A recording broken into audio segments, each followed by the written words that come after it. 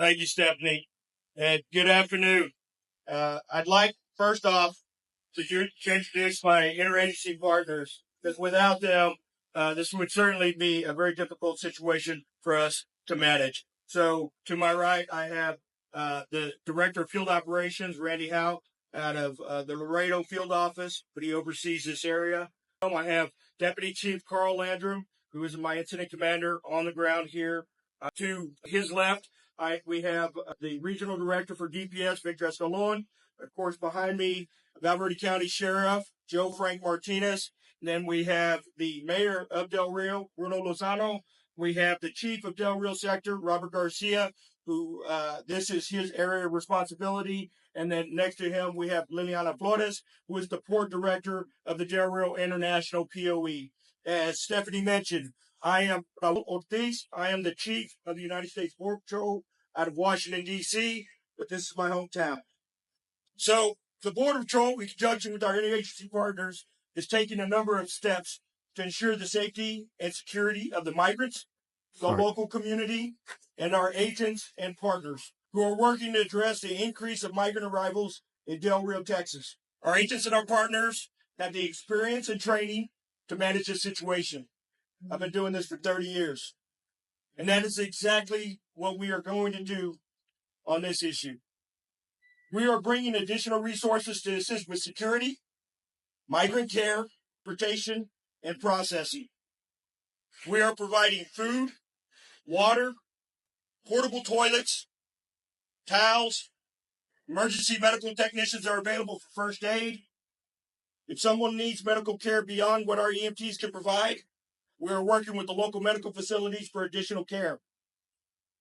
We are working around the clock to expeditiously move migrants out of the heat, elements, and from underneath this bridge to our processing facilities in order to quickly process and remove individuals from the United States consistent with our laws and our policies. The Department of Homeland Security is implementing a comprehensive strategy and leading a whole-of-government approach to manage this situation in a humane and timely manner.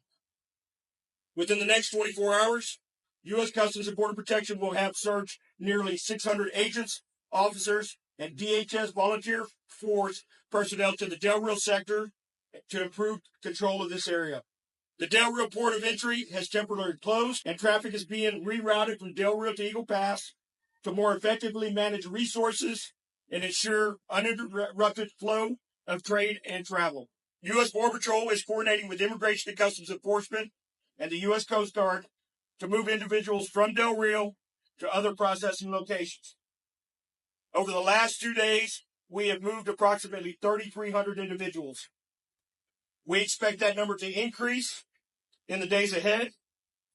We are working with source and transit countries to accept migrants who previously resided in those countries.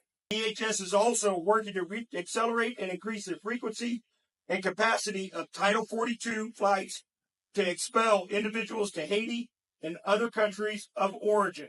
Lastly, I just want to thank all my partners here, the federal, state, local, NGO partners, the communities that have come together and have worked long hours to address this challenging situation here in Del Rio, Texas. I also want to reiterate that migrants attempting or considering making the journey to our border should know that we are still enforcing CDC Title 42 order and that they will not be allowed to enter the United States. They will be removed and they will be sent back to their country of origin as mandated under our current law. Our partners at the State Department are working to ensure that there is adequate support when they land in Haiti. And I'll take any questions. Chief, give me a second. I will handle questions. I'll ask that you state your name and the outlet that you're affiliated with, and limit your question to one. At this moment, I'll take your questions. Please raise your hand. Sir? Okay, Chief Ortiz, thank you so much for being here. I know that this has been really overwhelming. So our expectation is to have up to 3,000 migrants transferred out from underneath the bridge to our processing facilities or to a flight line within the next 24 hours. So we have set a goal for ourselves, and we're doing everything we can to achieve that goal. I will tell you, over the midnight hours, we did not have one crossing in this area. So that is certainly very optimistic and promising. And it's going to get us to a point where we can manage the population that is underneath the bridge at this point. Okay, at this time, we'll take question number 2.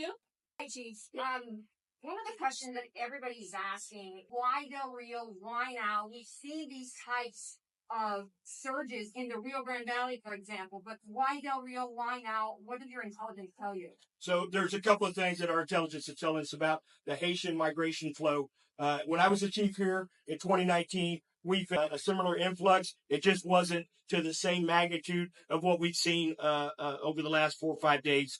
And folks from Western Africa traditionally cross the Del Rio sector area because they have known individuals previously who have crossed the area. They say the community across the border in Acuña is relatively safe. And so traditionally it's because of word of mouth. Certainly what in this time is that number and then tripled relatively quickly. And so we had to move resources in here as we could to manage that. And we're getting to that point where we've got a pretty good handle on the migrant population that's under the bridge. Can you identify yourself, ma'am? Rosa Flores with CNN. Morgan Chesky, NBC News. I'm curious, is there any timetable right now where every single person under this bridge can be processed? Yeah, most definitely. We do have, we're working with our teams. I was the deputy chief and the chief in the Rio Grande Valley for 5.5 years. And so I've seen these influxes for 2013 to 2019. Rio Grande Valley was the busiest in the country. I came here in 2019, and Del Rio really started to pick up, so maybe the traffic's chasing me.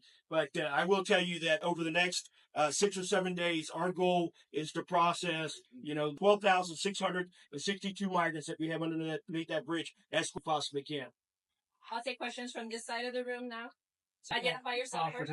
What do you know about who is financing these trips for this to travel to Mexico City? How do you know about who's financing? So people said it is the cartels. We recognize the cartels and the criminal organizations have an invested interest in what's happening on south of us. And so we're working with our interagency partners, with our investigative agencies to identify those organizations and do everything we can to prosecute them. We're going to work with our Department of Justice partners, but the issue at hand is addressing the migrant population underneath the bridge. Okay, this will be our last question. Thank you for your time. When you mentioned for the Mexican authorities, we were there on the other side before yesterday, and there is no control. The traffic is a non-stop situation. What can you tell me? Yeah, I can tell you that, we're not going to do this alone. We're going to have to work cooperatively with our Mexican partners. And we are, coordinating, changing information with our ANAMI partners, the federal, state, and local police. And I think that what we saw last night is an increased effort on their part to be able to address the issues in Acuña. And then what we want to make sure is that we deter the migrants from coming into the region so we can manage the folks that are underneath the bridge at this point. At this moment, we thank you for being here, and that'll be it for questions.